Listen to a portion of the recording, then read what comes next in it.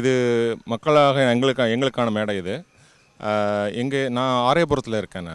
அங்கே ஏரியாவில் 1-2 பிரச்சனை இருக்குது. அதாவது என்ன பெரிய பிரச்சனை நான் ஃபீல் பண்ணுறது என்னென்னா, குப்பை கொட்டுறதை சரியாக கொட்டுறதில்லை, அப்படியே அங்கங்கே ரோட்டில் போட்டு போயிடுறாங்க.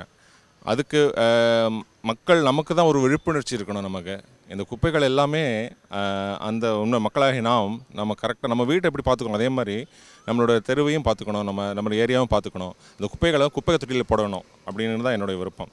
இது மக்கள் நம்ம தான் மாறிக்கணும். ரெண்டாவது பார்த்தோன்னா, அங்கே ஒரு 3-4 பார்க் இருக்குது. பார்க் அதனுடைய மெயின்டெனன்ஸ் பார்த்தோன்னா ரொம்ப மோசமாக இருக்குது. அங்கேயும் குப்பை ஒன்று சொல்கிறதுக்கு இல்லை. ரெண்டாவது அங்கே மக்கள் சிறுநீர் கழிக்கிறாங்க, அது ஓப்பனாகவே கழிக்கிறாங்க. அதுவும் மக்களோட மனமாற்றம் தான் வேணும், அது கட்டாயமாக வேணும்.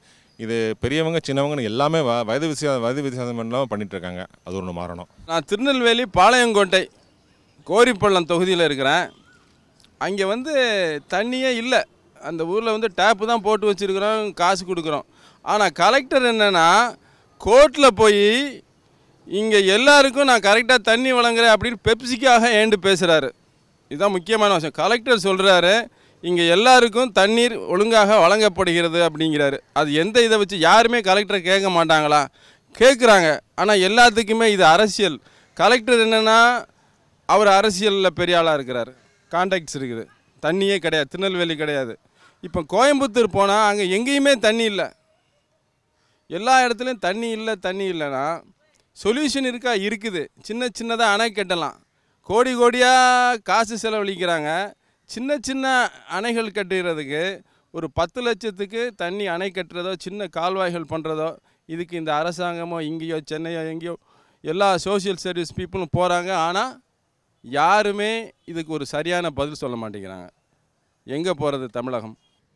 ஒரு நாள் இந்த பார்க்குக்கு வரலன்னா எனக்கு தூக்கம் வராது. ஸோ இந்த பகுதியை நம்ம ரொம்ப சுத்தமாக வைத்திருக்கணும். இந்த நாகேஸ்வரா பார்க்கில் நிறைய பேர் குப்பையெல்லாம் போடுறாங்க. அங்கங்கே ஒரு இடத்துல ஒரு குப்பை தொட்டி வச்சுட்டு நம்ம அந்த குப்பையை நம்ம அந்த குப்பை தொட்டியில் தான் போடணும். ஒன்று. ரெண்டாவது பாயிண்ட்டு, இந்த லஸ்டர்ஸ் ரோடு முன்னாடி 2 என்ட்ரி இருந்தது, 2 என்ட்ரி இருந்தது. இப்போ 1 வே ஆக்கிட்டாங்க. அது இந்த 1 வே ஆக்கினதுனால எவ்வளோ பேர் சுற்றி வராங்க. சாதாரணமாக இங்கே ஒரு 20 அடி வர்றதுக்கு ஒரு ரவுண்ட் சுற்றி ஒரு 2 கிலோமீட்டர் அதை வேஸ்ட் பண்ணி வராங்க. அதனால் கால விரயம் நிறைய ஆகுது. 2. மூன்றாவது, பேவ்மெண்ட் பிரச்சனை. நடைபாதை அழகாக கவர்மெண்ட் அழகாக சிமெண்ட் ஸ்லாப்லாம் போட்டு அழகாக நடக்கிறதுக்குன்னு வச்சுருந்தாங்க. ஆனால் இங்கே பார்த்தீங்கன்னா ஃபுல்லாக கடை அந்த வழியில் நடக்கவே முடியாது. 4வது, நம்ம டேங்க்கு கிட்ட பெடஸ்ட்ரியன் கிராசிங், பாதசாரிகள் அந்த கிராஸ் பண்ணும்போது பார்த்தீங்கன்னா கண்ணில் தண்ணி வரும் நம்மளுக்கு. கிட்டத்தட்ட ஒரு 15 நிமிஷம் இப்படி போவாங்க அப்படி போவாங்க. அந்த வேதனை தாங்கவே முடியாது உங்களுக்கு. அந்த வயசானவங்களாம் கிராஸ் பண்ணும்போது ரொம்ப கஷ்டம். ஸோ இதுதான் அப்புறம் தண்ணி நிறைய இடத்துல தண்ணி பிரச்சனை இருக்குது. அநேகமாக கவர்மெண்ட் அவங்களாலான ஸ்டெப் எடுத்து தீர்க்கறதுக்கு ட்ரை பண்ணுறாங்க. நான் வசிக்கக்கூடிய பகுதி பார்க் அருகாமையில் உள்ள பாஸ்கராபுரம். எங்கள் பகுதியில் குறைகள் என்று சொல்லுகின்ற போது, இதற்கு முன்னாடி இருந்த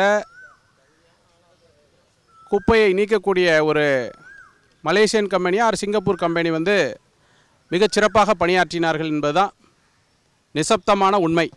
இன்றைக்கு 2 நாட்கள் 3 நாட்கள் கழித்து எடுக்கின்ற போது அங்கிருந்து நோய்கள் பரவுவதற்கான வாய்ப்புகள். குப்பையை உடனுக்குடன் அகற்ற வேண்டும்.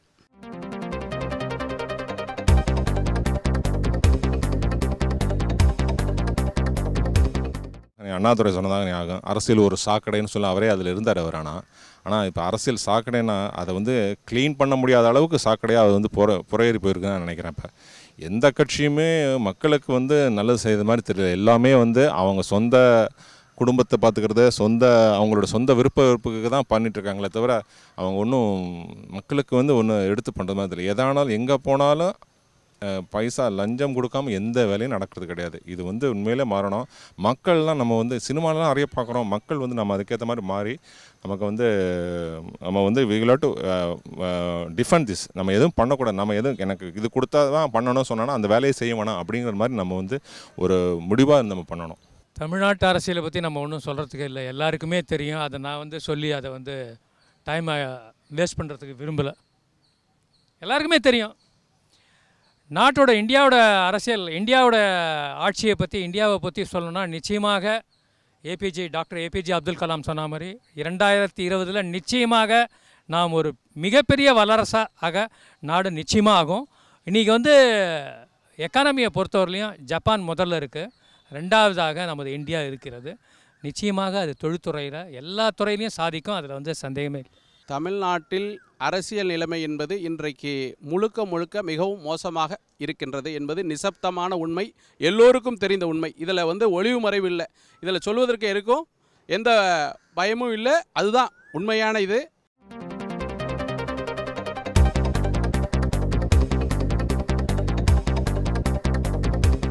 கல்வித்தரம் இதை பார்க்குறச்ச ரொம்ப மனசு கஷ்டமாக இருக்குது. இது கல்வி தான் வந்து கல்வி வந்து மக்களுக்கு தேவையானது.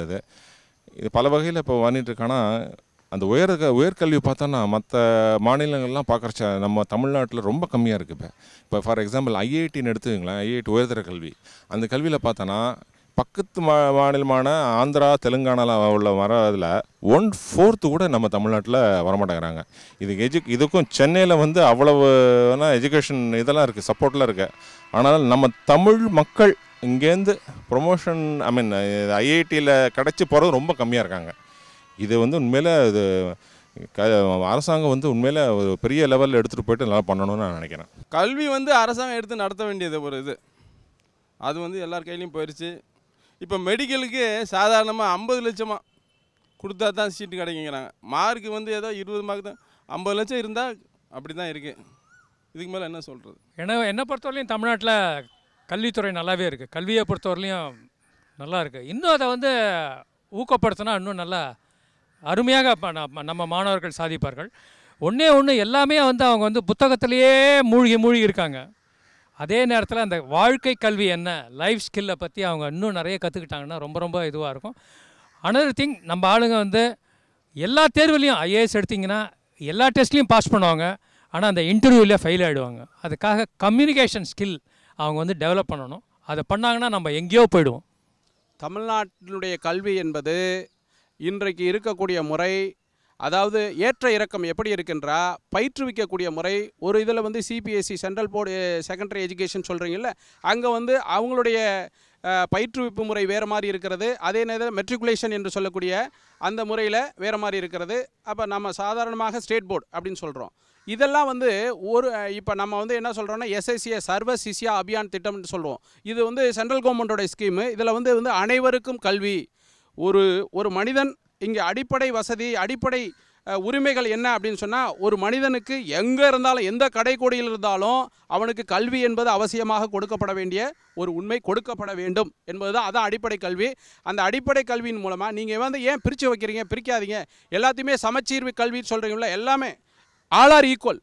சென்ட்ரல் இதெல்லாம் வேண்டாம். தமிழ்நாடு அப்படின்னு சொன்னாக்கா எல்லா எஜுகேஷனும் வந்து இது ஏன் இன்றைக்கி இல்லை, அன்றைக்கி முன்னாடிலேருந்து வந்து மெக்காலோ கல்வி திட்டம் என்ற ஒரு திட்டம் இருந்துச்சு முன்னாடி. அந்த மெக்காலோ கல்வி திட்டத்தில் வந்து என்ன பண்ணலான்னா, ஒரு கணக்கரை தான் உருவாக்க முடியும், ஒரு கிளர்க்கு அவ்வளோதான் உருவாக்க முடியும் அந்த இதை போட்டு. ஆனால் நம்முடைய கல்வி திட்டம் என்பது தாய்மொழியில் பயிற்றுவிக்கின்ற போது அவனுடைய சிந்தனை ஆற்றலை ஊக்குவிக்க முடியும், நல்ல ஒரு அறிஞரை உருவாக்க முடியும். இப்போ நீங்கள் சொல்கிறீங்க சொல்லக்கூடிய இந்த மெட்ரோபாலிட்டன் சிட்டியில் படிக்கிறவங்க தான் பெரிய ஆளாக வரணும்னு இல்லை. ஏதோ ஒரு குக்கிராமத்தில் பிறந்த அண்ணாதுரை இன்றைக்கி மிகப்பெரிய விஞ்ஞானி, சாதாரண ஒரு பள்ளியில் படித்தவர். அதனால் பள்ளிக்கூடம் என்பது எங்கே இருந்தாலும் பரவாயில்லை, ஆனால் சமச்சீர் கல்வி, எல்லோருக்கும் சமமான ஒரு கல்வி நிலையை நீங்கள் கொண்டு வந்தீங்கன்னா கல்வி என்பது வளர்க்க முடியும், வளரும்.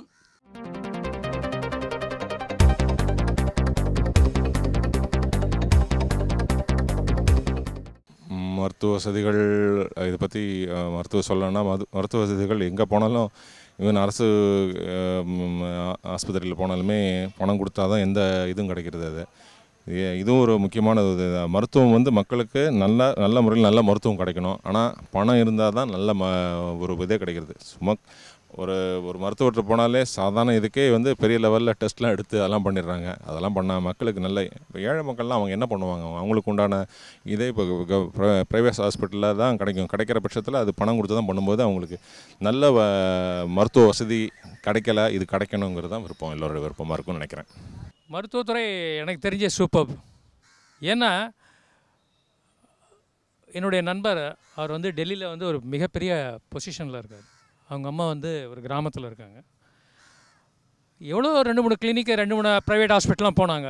இருந்தாலும் அவர் கவர்மெண்ட் ஹாஸ்பிட்டலில் அத்தனை வசதியோட அருமையாக அந்த ஆப்ரேஷன் பண்ணாங்க. உண்மையிலேயே ரொம்ப ரொம்ப சந்தோஷமான விஷயங்கள். குறைகள் நிறைய இருக்குது, எங்கே தான் குறை இல்லை. அந்த குறைகள்லாம் வந்து அதெல்லாம் ஈஸியாக நிவர்த்தி பண்ணிடலாம். கவர்மெண்ட்டு கொஞ்சம் ஸ்ட்ரிக்டாக ஆக்ஷன் எடுத்தாங்க.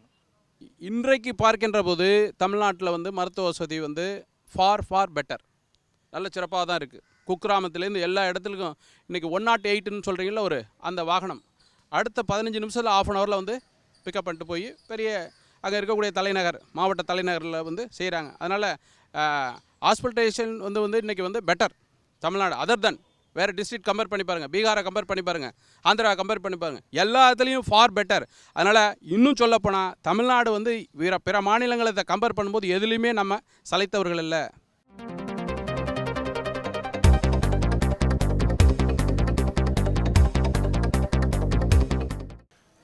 எனக்கு வந்து ரஜினி வந்து நடிகராக பிடிக்கும்.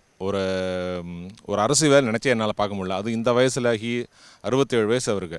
இந்த வயசில் வந்து என்ன பண்ண போகிறாருங்கிறது தெரியல. இது என்னவோ அவர் பண்ணுறது ஒவ்வொரு சினிமா அவருடைய படம் ரிலீஸ் ஆகும்போது பண்ணக்கூடிய ஒரு ஜிம்மிக்காக தான் இருக்குது. அதாவது அந்த நேரத்தில் அதை பார்த்துட்டு மக்கள் அந்த ரசிகர்களை தூண்டி விட்டுட்டு அவங்களுடைய பல்ஸை பார்த்துட்டு அதுக்கேற்ற படம் ஓட வைக்கிற யுக்தியாக மாதிரி தான் எனக்கு தெரியுது. ரஜினி பார்த்து என்ன சொல்கிறார், சினிமாவில் இருந்தார் அவர். ஒரு சினிமா வந்து ஒரு தொழில், இப்போ வந்து அரசியலே தொழிலாக போயிடுச்சு. அது இன்னும் ஒரு தொழில் பெருசாக போகலான்னு நினைக்கிறாரு. அப்படி தான் நான் நினைக்கிறேன். அதில் காசு வரும் சொல்லலாம், எல்லோரும் சொல்லலாம். நான் காசு கேட்க மாட்டேன், வைக்க மாட்டேன் அப்படிங்கலாம். கடைசியில் சுற்றி இருக்கவங்க எல்லோரும் காசு அடிப்பாங்க, இவர் பார்த்துக்கிட்டு இருப்பார். அவர் வந்து அவர் தனி முயற்சியில் வர்றாரு. அதுவும் ஒரு தொழில் தான். அப்படி தான் ஆகிப்போச்சு. ஒவ்வொரு இந்திய குடிமகனுக்கும் 18 வயசு முடிஞ்சாலே சட்டன் இது 21 வயசு 25 வயசு அந்த மாதிரி இருக்குது. அது வந்து யார் வேணால் அரசியல் கட்சி தொடங்கலாம். அந்த மாதிரி இருக்கும் பொழுது ஏன் வந்து ரஜினி வரக்கூடாது? ரஜினி வந்து வந்தால் அவர் வந்து பணம் சம்பாதிக்கணும்னு நிறைய பேர் அரசியலுக்கு வராங்க. ஆனால் அவர் வந்து ஏற்கனவே சினிமா துறையில் நிறைய சம்பாதிச்சிட்டார். நிச்சயமாக வந்து அவர் அரசியல் கட்சியை ஆரம்பிக்கலாம். ஏன் நம்ம வந்து பாசிட்டிவாக நினைக்கக்கூடாது? இப்போ தான் வந்து நிச்சயமாக வந்து அவர் பண்ணணும்னு அவருக்கு தோணியிருக்கு. பண்ணலாம், தப்பு கிடையாது. சிஎம் ஓகே, அவருக்கு வந்து அந்த மெச்சூரிட்டி இருக்குது, சிஎம்மாக ஆகலாம். Why not? தமிழ்நாட்டினுடைய தலையெழுத்து என்று சொல்கின்ற போது தமிழன் தமிழ்நாட்டை ஆள வேண்டும் என்பதுதான் என்னுடைய தனிப்பட்ட ஒரு கருத்து. அது ஒரு நடிகன் கையில் போகக்கூடாது.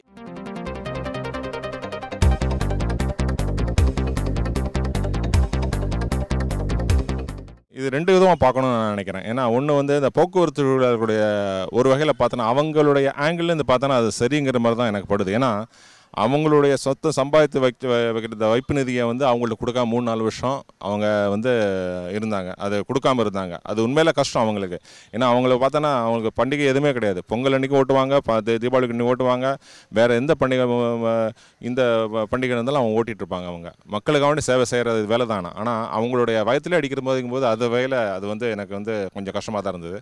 ரெண்டாவது நமக்குன்னு பப்ளிக்குன்னு மற்ற அதர் தான் அவங்கள பார்த்து பப்ளிக்குன்னு பார்த்தோன்னா பப்ளிக்கு வந்து உண்மையில அது கொஞ்சம் கஷ்டமான வேலை தான். இதை வந்து 2 பேரும் சேர்ந்து மக்கள், தொழிலாளர்கள் மற்றும் அந்த மேனேஜ்மெண்ட் ஸ்டாஃப் எல்லாம் சேர்ந்து ஒரு நல்ல ஒரு அமிக்கபிள் சொல்யூஷன் வந்தால் நல்லாயிருக்கும், பிரச்சனை இல்லாமல் இருக்கும்னு நினைக்கிறேன். 100% அவங்க வந்து போக்குவரத்து தொழிலாளருக்கு நான் சப்போர்ட் பண்ணுவேன். இவ்வளோ வருஷம் கடுமையாக கஷ்டப்பட்டுட்டு அவங்களுக்கு வந்து பிஎஃப் இல்லை, கல்யாணம் பண்ண முடியலன்னா அவங்க எங்கே போய் நிற்பாங்க? இது வந்து கவர்மெண்ட் வந்து இஎஸ்ஐலாம் என்ன பண்ணாங்க? ஒவ்வொரு மாதமும் இஎஸ்ஐ வந்து பிடிச்சி இஎஸ்ஐ ஆஃபீஸ்க்கு போகணும். ஏன் வந்து இஎஸ்ஐ வந்து அதை கண்காணிக்கலை? நிச்சயமாக அவங்க போராட்டம் நியாயமானது தான். அதை வந்து என்ன தான் கஷ்டம் வந்தாலும் இமிடியேட்டாக அதை செட்டில் பண்ணணும். பப்ளிக் சர்வீஸ்னால் அவன் மனுஷன்தான். மனுஷனுக்கு வந்து அவனுடைய வாழ்க்கையில் வந்து அதை நம்பி இருக்கிறான். அதான் பேப்பரில் பார்த்தேன், ஒரு கல்யாணம் கட்டுறதுக்கு அந்த பொண்ணுக்கு வந்து இவ்வளோ காசு வரும்னு போனால் அங்கே காசே இல்லை. அப்போ இருக்க அவர் போராட்டம் இல்லாமல் என்ன பண்ணுவார்? அதை தான் பண்ணுவார். பொது நிறுவனங்களில் பணியாற்றக்கூடியவர்கள் வந்து வேலை நிறுத்தம் என்பது எப்படி காட்ட வேண்டும் என்று சொன்னால், ஜப்பான் போன்ற நாடுகள்லாம் என்ன பண்ணுவாங்கன்னா உற்பத்தியை அதிகமாக்குவாங்க.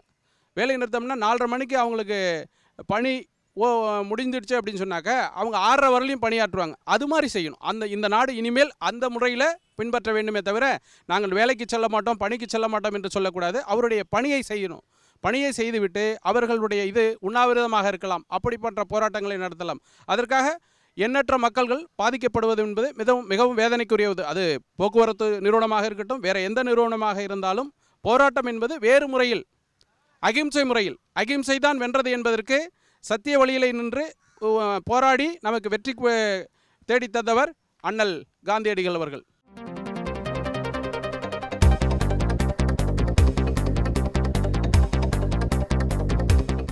சட்டம்னு பார்த்தோன்னா சென்னை நான் ஒரு பல சிட்டிஸில் இருந்திருக்கேன். நான் டெல்லியில் இருந்திருக்கேன், சென்னை பாம்பேயில் இருந்திருக்கேன், சென்னையில் இருந்துகிட்ருக்கேன். எனக்கு ஒரு 10 வருஷமாக தான் இங்கே தெரியும். ஆனால் இந்த compared to other cities Chennai சேஃப்னு பொதுவாக சொல்லுவாங்க. அது உண்மையில் நான் உணர்றேன். நான் ஒரு 10-15 வருஷமாக அந்த ஊரில் இருந்துகிட்ருக்கேன். உண்மையில் உணர்றேன் நான். இது சட்டம் ஒழுங்கு என்னென்னா இப்போ கொஞ்சம் அதுவும் இந்த போலீஸ் துறையும் சரி மற்றவங்களும் சரி கொஞ்சம் விழிப்புணர்வோடு இருக்கணும். எங்கேயும் ஒரு இடத்துல வந்து ஒரு அன்னோன் பர்சன்ஸ் பார்த்தா நம்ம வில்லேஜில் பார்த்தா இதெல்லாம் நல்லா தெரியும். வில்லேஜில் பார்த்தா அந்த தெருக்கு யாரும் புதுசாக வர வந்தாலும் அவங்க ஒரு சின்ன பசங்க கூட கண்டுபிடிச்சிருவாங்க. இவங்க இப்போ இந்த ஏரியாவுக்கு புதுசு அப்படின்ட்டு அந்த தெருவில் உள்ளவங்களே. அந்த இது இங்கே இல்லை. இங்கே நகரத்தில் வந்து என்னென்னா பக்கத்து வீட்டில் இருக்கிறவங்களே யாருன்னு தெரிய மாட்டேங்கிறது. அந்த மாதிரி இருந்துட்டாங்க. அவங்க வீட்டுக்குள்ளே அவங்க இருந்துகிட்ருக்காங்க. இதுவும் கொஞ்சம் மக்கள் பணமாற்றம் வேணும்னு நான் நினைக்கிறேன். நான் நீதித்துறை நிச்சயமாக வந்து இருக்குது. இல்லைன்னா வந்து இவ்வளோ ஃப்ரீடமாக நம்ம பேச முடியாது, கொள்ள முடியாது. லா அண்டர் நிச்சயமாக தமிழ்நாடு போலீஸை மிஞ்சறதுக்கு உலகத்திலே கிடையாதுன்னு நம்ம சொல்லலாம். ஸோ லா அண்ட் ஆர்டர் நல்லாயிருக்கு. குறைய நம்முடைய இந்திய அரசியலமைப்பு சட்டம் என்று சொல்கிற இந்தியன் கான்ஸ்டிடியூஷன் ஆக்டில் வந்து நிறைய ஓட்டைகள் இருக்கிறது. அதனால் தவறு செய்தவர்கள் வந்து தப்பிப்பதற்கான வழிகள் நிறைய இருக்குது.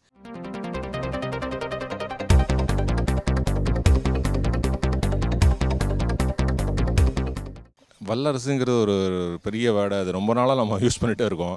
அதுக்கு முன்னால் நம்ம நாட்டில் முக்கியமான என்ன நான் எது நினைக்கிறேன்னா, ஃபர்ஸ்ட் ஆஃப் ஆல் வந்து பேசிக் அம்யூனிட்டிஸு.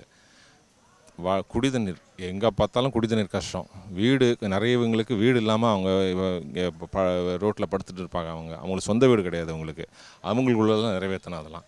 இதெல்லாம் பண்ணிவிட்டு நம்ம வந்து தன்னிறைவை பற்று எல்லாம் பண்ணிட்டு எந்த மக்களுக்கும் எந்த பிரச்சனையும் இல்லாமல் இருக்கும்போது அதுக்கப்புறம் தான் இந்த வல்லரசுங்கிறது அந்த கான்செப்ட் பற்றி திங்க் பண்ணலாம்னு நினைக்கிறேன் நான். இந்தியா வந்து வல்லரசு ஆகணும், வல்லரசு தான். ஆனால் காஷ்மீர் பிரச்சனையே 50 வருஷம் ஆச்சு, தீர்க்க முடியல. அப்புறம் எப்படி நம்ம வல்லரசுன்னு சொல்லிகிட்டு இருக்கிறது? நிச்சயமாக நம்ம வந்து நேர்மறை எண்ணத்தில் நம்ம நிச்சயமாக பாசிட்டிவ் ஆட்டிடியூட்டில் நிச்சயமாக நமது நாடு வல்லரசு ஆகும். அதில் எள்ளளவும் சந்தேகம் கிடையாது. நம்மக்கிட்ட இருக்கிற இளைஞர்கள், உலகத்திலேயே இளைஞர்களுடைய சக்தி இங்கே தான் இருக்குது. நிச்சயமாக நம்ம வந்து எந்த நாட்டிலையும் நம்ம காம்பீட் பண்ணுவோம். யூஎஸ் எடுத்துக்கிட்டிங்கன்னா அங்கே வந்து நம்ம இந்தியாவுடைய இளைஞர்கள், இந்தியாவுடைய மக்கள் தான் அங்கே போய் வேலை செய்கிறாங்க. நம்ம இந்திய இளைஞர்கள் இப்போ வந்து H1B விசா அந்த இது அதெல்லாம் சொல்கிறாங்க. ஒரே ஒரு நாள் நம்ம இளைஞர்கள், நம்ம மக்கள், இந்திய மக்கள் அங்கே நிறுத்தினாங்கன்னா யூஎஸ்ஏ ஸ்தம்பிச்சு போயிடும். அந்த அளவுக்கு இந்திய இளைஞர்கள், இந்திய மக்கள் அந்த அளவுக்கு பொட்டன்ஷியல் உள்ளவர்கள், திறமை உள்ளவர்கள். இன்னொன்று பார்த்திங்கன்னா நம்ம நாட்டில் வந்து இன்னும் நிறைய cottage industries, small scale industries நிறைய பண்ணாங்கன்னா நிச்சயமாக நம்மளது நாடு எங்கேயோ போயிடும், வல்லரசாகிடும். அதில் சந்தேகமே கிடையாது. இந்தியா வல்லரசு ஆகணும் என்றால் எல்லோருடைய ஒத்துழைப்பும் தேவை. இன்றைக்கு இருக்கக்கூடிய யங் ஜெனரேஷன் சொல்கிறோம்ல, யூத், இந்த மாணவர்கள் எல்லோரும் முன்னுக்கு வந்தால் மாணவருடைய திறமைக்கு மதிப்பு கொடுக்க வேண்டும்.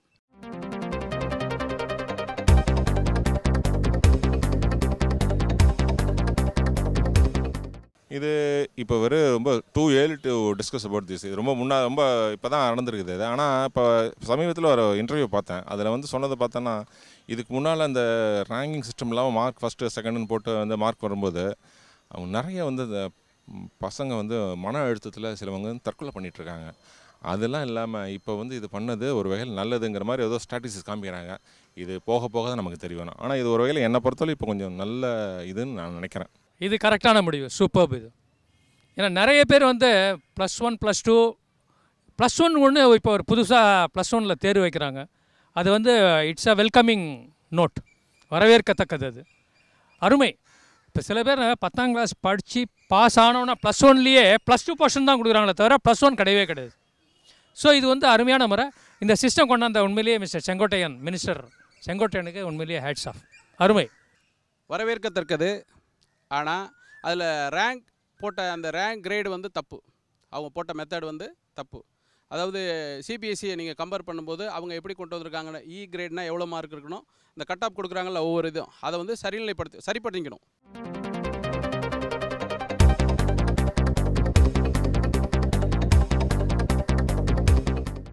இது இந்த ஒரு நல்ல அருமையான கேள்வி இது எனக்கு என்னை பொறுத்த வரைக்கும். ஏன்னா நான் முதலேருந்தே சொல்லிகிட்ருப்பேன். அது அதாவது அந்த ரெயின் வாட்டர் ஹார்வெஸ்ட், அதாவது வீட்டில் தண்ணியை சேமித்து வைக்கும் திட்டம். இது கொஞ்சம் வருஷத்துக்கு முன்னாடி கவர்மெண்ட் பண்ணாங்க, நல்ல இதுதான். ஆனால் அந்த கொண்டு வந்த விதம் வந்து சரி அவசர அவசரமாக எல்லா வீட்டில் பண்ணணும்னு சொல்லி ஒரு சர்டிஃபிகேட் மட்டும் கொடுத்து வாங்கிட்டு போய்ட்டுறாங்க. அந்த மாதிரி இல்லாமல் வீட்டில் ஒவ்வொருத்தரும் அந்த ரெயின் வாட்டர் ஹார்வெஸ்ட், அதாவது தண்ணீர் சேமித்து வழக்கும் வழக்கத்தை நம்ம கொண்டு வரணும், கட்டாயம் பண்ணணும். வீட்டில் ஒரு டேப்பில் தண்ணி ஒரு சொட்டு தண்ணி விட்டு வேஸ்ட் பண்ணாலும் க்ளோஸ் பண்ணி வைக்கணும் நம்ம.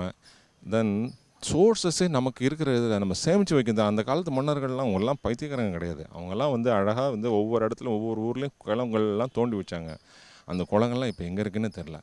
ஒரு இடத்துல சென்னையை சுற்றி 6000 குளங்கள் இருக்குதுன்னு சொல்லியிருந்தாங்க. இன்றைக்கி பார்த்தோன்னா 500 குளங்களும் இதாக தான் இருக்குது, டேங்க் குளங்கள் தான் இருக்குது.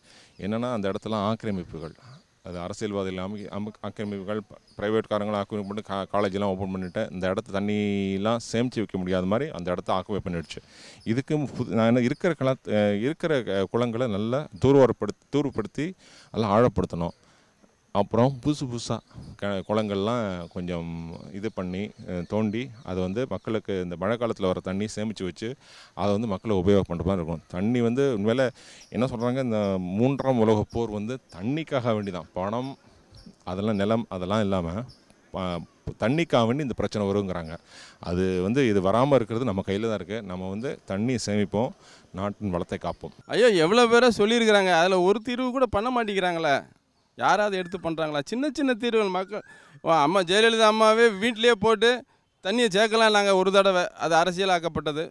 அது ஒரு நல்ல இது தான். திருப்பி அதை சின்னதாக வீட்டிலேருந்து தொடங்கலாம், பெருசாகவும் தொடங்கலாம். காமராஜர் அணை கட்டினார் அப்படிங்கிறாங்க, அதுக்கப்புறம் யார் அணை கட்டியிருக்காருன்னு தெரியல.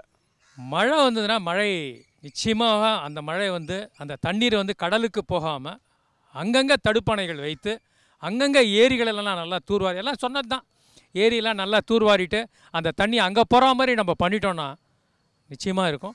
அடுத்தது வந்து இந்த பீச், அந்த தண்ணி சலைன் வாட்டர்ஸ், உப்பு தண்ணி வந்து நல்ல தண்ணி ஆக்கிற இதை வந்து இன்னும் நல்லா மேம்படுத்தணும். தண்ணீர் பிரச்சனை வருகிறது போது இயற்கையும் நமக்கு முரண்பாடாக இருக்குது. அந்த இயற்கை நமக்கு சாதகமாக இருக்கின்ற போது இருக்கக்கூடிய நீர்நிலைகள், அங்கே இருக்கக்கூடிய ஏரி, குளம், குட்டை, ஆறு எல்லாத்தையுமே இப்போ தான் மக்களுக்கு வந்து விழிப்புணர்வு வந்திருக்கு. எல்லாத்தையுமே நான் இப்போ இந்த ஒரு வாரத்துக்கு முன்னாடி போகும்போது எல்லா இடத்துலையுமே வந்து தூர் வாரிட்டு இருக்காங்க. இதை தூர் வாரி அதை சேமித்து வச்சுக்கிட்டிங்கன்னா அது வந்து பல வருடங்களுக்கு வரும்.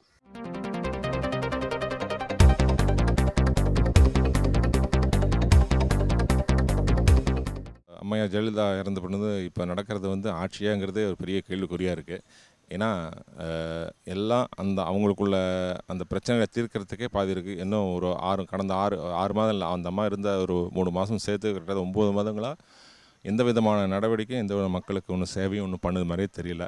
இந்த பிரச்சனை அவங்களுக்குள்ளே பேசி தீர்த்துக்கிறது நல்லது. அல்லது முடியலைன்னா என்ன கேட்டேன்னா, இது ஆட்சியை கலைத்து விட்டு புதுசாக ஒரு தேர்தல் வச்சு யார் அவங்க வந்து இது இருக்காங்களோ அவங்க தான் கரெக்டான ஜனநாயக முறையாக இருக்கும்னு நினைக்கிறேன்.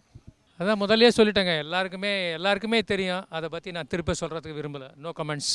இல்லை, அது இன்னும் இப்போ தான் வந்துகிட்டு இருக்கு, பார்ப்போம். இதிலே யார் நானும் இப்போ போட்டி போட்டுட்ருக்காங்க. நான் சீஃப் மினிஸ்டர், நீ சீஃப் மினிஸ்டர்னு. அதில் தெரில, அதை பெரியவரை போய் பார்த்துட்டு வராங்க. தெரில, நடக்கட்டும், பார்ப்போம். அதிமுக என்பது ஆட்சி செய்து கொண்டிருக்கிறது என்பது உண்மை. ஆனால் அவர்கள்தான் செய்கிறார்களா, யாராவது செய்ய வைக்கிறாங்களா என்பது ஒரு கேள்விக்குறி.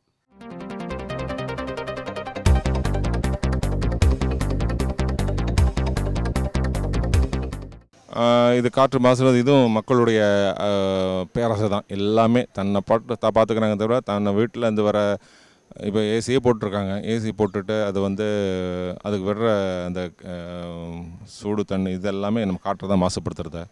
நம்ம கொஞ்சம் இது மக்களோட பேராசை தான் இது எல்லாமே. எங்கே போனாலும் நம்ம நிறைய மரங்களை வளர்க்கணும். எங்கே போனால் ஒரு வீடு இப்போ நானே இப்போ இந்த ட்ரீ கிளப்பில் மெம்பராக இருக்கேன். நான் எனக்கு வந்து மரங்களை வந்து வளர்க்கணும்னு ரொம்ப ஆசை. நான் அந்த ஆர்வத்தில் தான் சேர்ந்தேன் நான். இப்போ அது மாதிரி எங்கேனாலும் உங்கள் ஏரியாவிலனா உங்களுக்கு விருப்பப்பட்ட மரத்தங்களை நீங்கள் வாங்கி இது நட்டு அதை பாதுகாக்கணும்னு நான் நினைக்கிறேன். இதெல்லாம் பண்ணோன்னா நம்ம மாசுபடுறதை தடுக்கலாம். காற்று மாசுபடுத்த தடுக்க வழிகள் வந்து அது என்ன சொல்கிறது, என்வாயர்மெண்டல் போர்டுன்னு இருக்குது. இது எல்லாம் என்ன அவ்வளோதான் இருக்குது. அதுக்கு மேலே இப்போ வந்து காசு இது பண்ணிடுறாங்க. நடத்துகிறது அரசியல் ஆக்கப்பட்டது தானே எல்லாமே. நம்ம தான் இது பண்ணோம். ஆனால் வந்து இயற்கை வந்து உலகம் இயற்கை யூனிவர்ஸ் வந்து அப்படியே தான் இருக்குது. அது உடனே இன்றைக்கி முடிஞ்சு போய் உடஞ்சி போயிடும் அழிஞ்சு போயிடும் அப்படிலாம் சொல்ல முடியாது. அது பாட்டுக்கு நடக்கும், அது பாட்டுக்கு இருக்கும் தான் நான் நினைக்கிறேன். ஓசனில் ஓட்டை விழுந்தாலும் சரி உடனே எதுவும் ஆக போகிறதில்ல. நம்ம வாழ்க்கையை மாற்றிக்கிட்டே போவோம். இல்லாட்டி மெட்ராஸை விட்டு எல்லோரும் எங்கேயாவது காட்டுக்குள்ளே போவாங்க, அவ்வளோதான். இப்போ பார்த்தீங்கன்னா காற்று ஏன் மாசுபடுதுன்னா எல்லாருமே வந்து சென்னையில் மைக்ரேட் ஆகிட்டாங்க. இஷ்டத்துக்கு வந்து நீங்கள் வந்து காரை வந்து ஒரு ரோட்டில் வந்து 10 கார் போகணுன்னா 200 கார் போகுது. அப்புறம் எப்படி மாசுபடாமல் இருக்கும்? கார் லைசன்ஸை குறைங்க, நிச்சயமாக இது பண்ணிடலாம். அதுக்கப்புறம் ஷேர் கார். இப்போ வந்து பார்த்தீங்கன்னா ரோட்டில் பார்த்தீங்கன்னா ஒரு பெரிய காராக இருக்கும், ஒரே ஒருத்தர் தான் அவர் ட்ராவல் பண்ணிகிட்டு இருப்பார். பூலிங் சிஸ்டம் வைங்க, ஓரளவுக்கு குறையும் மாசுபடுறது. காற்று மாசுபடுதுன்னா பொல்யூஷன் நிறைய ஃபேக்ட்ரிஸ் நீங்கள் கொண்டு வந்துட்டீங்க, இது பண்ணிட்டு அதெல்லாம் வந்து குறைச்சி அதை வந்து என்ன பண்ணணும், இன்றைக்கி வந்து சோலார் சிஸ்டம்னு சொல்கிறீங்க. சோலாரை நிறைய இது பண்ணலாம், உற்பத்தி பண்ணாக்க உங்களுக்கு வந்து பொல்யூஷன் குறையும். இப்போ டெல்லியிலாம் என்ன பண்ணியிருக்காங்கன்னா அந்த டீசல் வண்டி ஓடக்கூடாது, பெட்ரோல் தான் இது பண்ணிருக்காங்க. அது மாதிரி பெட்ரோல் வண்டியை இது பண்ண எல்லாமே ஏறக்குறைய பார்த்தா ரேஷியோ வந்து இன்றைக்கி எக்கனாமிக்கலாக பார்த்தா எல்லாமே ஒன்றா தான் வருது. 10 ரூபா 20 ரூபா வித்தியாசம்னு நினைக்கிறேன். அதனால் எந்த அளவுக்கு பொல்யூஷனை நம்ம குறைக்கணும், அந்த இதை வந்து அந்த அளவுக்கு நம்ம காற்றை வந்து தூய்மைப்படுத்த முடியும்.